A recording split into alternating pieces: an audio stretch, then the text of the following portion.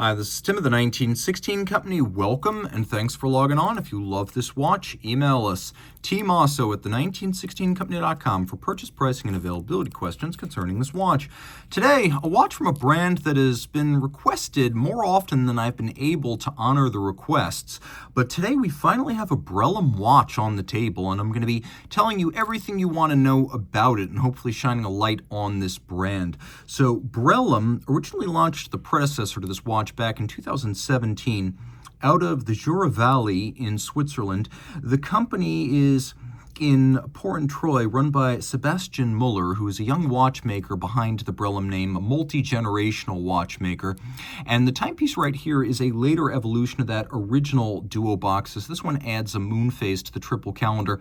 It is a chronometer. It's got a wonderful dial that's somewhere between red and brown, and a size at 41.8 millimeters. It seems like a good compromise between giving the complications a platform so they're not crammed in, but also not getting so large that people have to rule out the watch's use. So in steel, the Brellum Duobox triple calendar Moonphase is 41.8 in diameter, 16.2 millimeters thick, and then 51.2 millimeters from lug to lug with a 22 millimeter spacing between the lugs.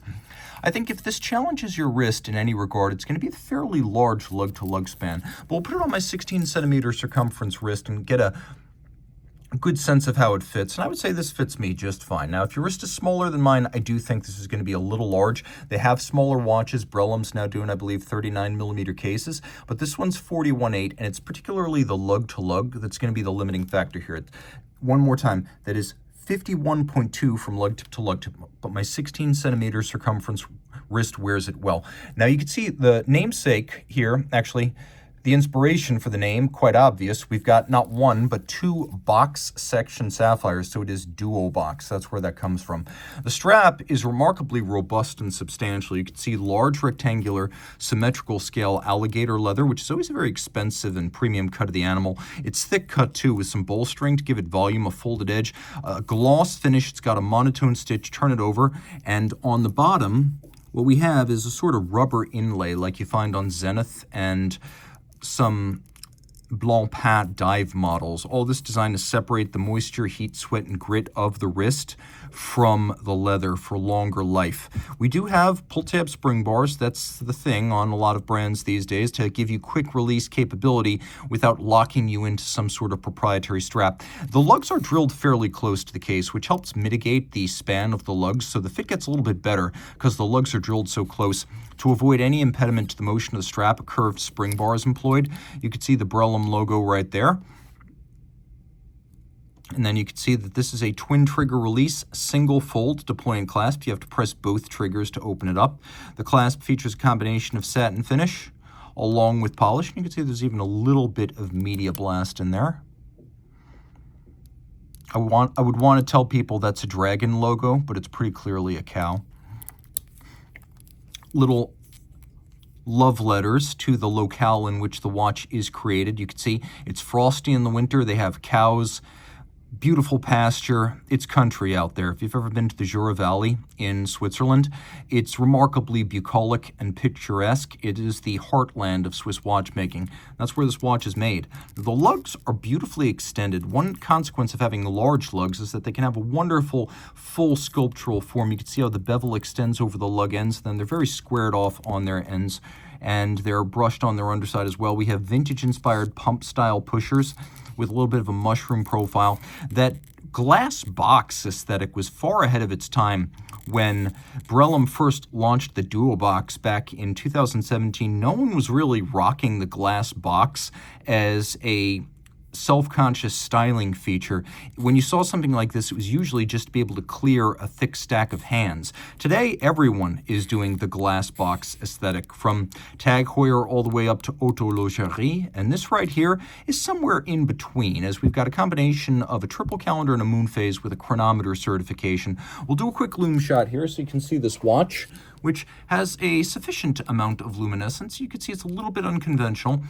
we have the 12 o'clock station, we have the primary hands, the hour and the minute, and then we've got the date indicator. Now we may as well explain what it is you are looking at off at 9 o'clock. So you can see over at 9 o'clock, when I pull the crown out all the way, I have my running seconds there. But what I've also got is a day-night indicator. So I know, roughly speaking, when not to make an attempt to use the calendar quick sets. So one of the calendar quick sets is right here. That allows you to adjust the day. I have a crown right here, by the way, hacking seconds, of course, but I also have an intermediate position where I can quick set two of the functions. One is the Moonphase down at the base of the dial, and then in the other direction, I can adjust the date, which in turn jumps the month. So that's how that works. You can see the Brellum logo on the dial right there. And once again, you can see that that date is luminescent, which is a nice, fun touch. And there are a lot of them on this watch. We have an array of stylized applique, rhodium-plated Roman numerals. We've also got a rhodium-plated Brellum logo right there.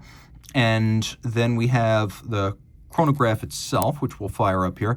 Now this is a 7751 in chronometer spec, so it uses the oscillating pinion design of the 7750 family, which means that although it is not completely seamless, it has almost no play when you start the chronograph. So an oscillating pinion is a type of lateral clutch that has very little inherent play. And so we've got that. We also have a very high degree of cam tuning, such that I can honestly say that this feels about as crisp as a middle of the market column wheel. So that's in its favor. Other things going on here, well, we'll turn it all over so you can see the movement. You can also see that this is a reasonably water-resistant watch. Brellum attests that it makes only 299 watches a year, so you'll be in a fairly elite company. There won't be a whole lot of Brellum owners. Unidirectional winding, 46-hour power reserve, 4 hertz beat rate, 25 joules.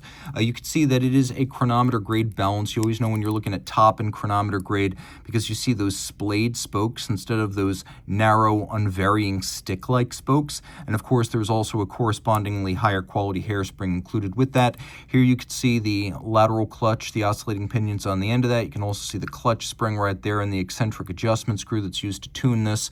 Here is the cam. Here are the levers, horns, hammers, and there right there you can see the heart cam for the minute counter. We've got a little micrometric adjustment mechanism for the 7751, and this does feature chronometer adjustment in 5 positions. It's been through the whole COSC process, and the watch does come with its chronometer certificate, which is a nice touch. There's a lot to love right here. A handsome watch with a robust but not excessive size from a young independent watchmaker for money that is not going to put you in the red like a De Bethune or a Journe or a Grubel would. If you just want a fun watch from an indie brand that no one else at the Red Bar is going to have, game on.